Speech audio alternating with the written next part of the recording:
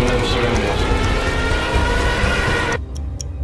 Dunkirk is directed by Christopher Nolan and stars Kenneth Branagh, Tom Hardy, Cillian Murphy and Harry Styles. Yep, Harry Styles.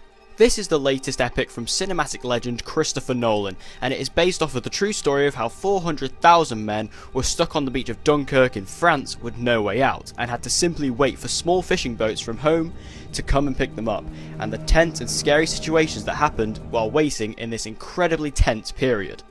This film is fantastic. I love how you are really put into the shoes of these soldiers who are stuck in this situation. Because of this, you are able to empathise with them. They are in this situation and they are scared, and you feel scared too. Everything about this movie is so intense and you feel like you are really there with these soldiers. I love the length of this movie too. When I first found out that this movie was 1 hour and 46 minutes, I was a bit skeptical as this is incredibly unusual for a Nolan film. However, when you watch this film, it makes complete sense. This film is all one big battle and it never stops to give you time to breathe. You don't get a single scene just to sit and relax and take a breather. Therefore, the length of this movie is perfect for what it is, but it's that consistent bombardment that really has the effect on you after watching it. The most standout thing about this movie for me was definitely the sound design. Each gunshot felt real. Each explosion felt real. This is especially clear when you look at the planes. The slow build-up of planes flying towards you is incredibly unnerving, and the way they scream as they fly overhead is something that is actually scary, and you actually feel terrified in the cinema. Even though you're sat in the safety of your seat, you feel like a plane is about to come fly right over your head, which seems very dangerous.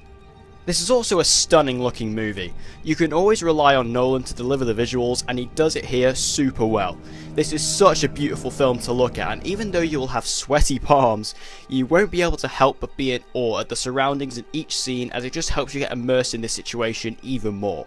Now, there are a couple of downsides. For one, the characters get no development in this movie at all really. On the one hand, this is quite realistic, as in a battle situation, you're not going to exactly strike up a conversation. However, on the other hand, you find it quite hard to connect with any character specifically, so therefore, you cannot really relate to any of them, which makes you not want to get behind them. You more want to get behind all the characters as a whole as a unit, but no one actually specifically. There is one scene in the movie which stands out like a sore thumb for me. They give Harry Styles' character a scene with a lot of dialogue, however this felt so incredibly forced in my opinion, and I couldn't help but think they included it just to give Harry Styles more to do. And it just felt like they just wanted to give him something to do which would draw in more audiences, so people who came to see Harry Styles would get the scene that they wanted to get. However, he did actually have a pretty good performance in this movie on the whole, so I have to give it to him. He is actually pretty good in this movie. There is also a weird timeline twist going on here.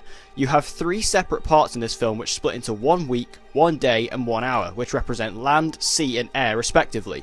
This was an interesting choice to go with, however, it did not always mesh well as they are all just thrown in together with no real explanation of which one's happening when and how it all comes together, and I feel it could confuse some viewers, especially with the older demographic that this movie is definitely going to draw in. Overall, I loved Dunkirk. It was an intense and scary representation of an incredibly real event that actually took place in our history. Although it had some flaws, the pure spectacle of this film will blow you away as it did me, and you'll forget about those flaws, and it is a cinema experience like no other right now. It is not Nolan's best, but it's definitely not his worst by any stretch of the imagination. I give Dunkirk an A.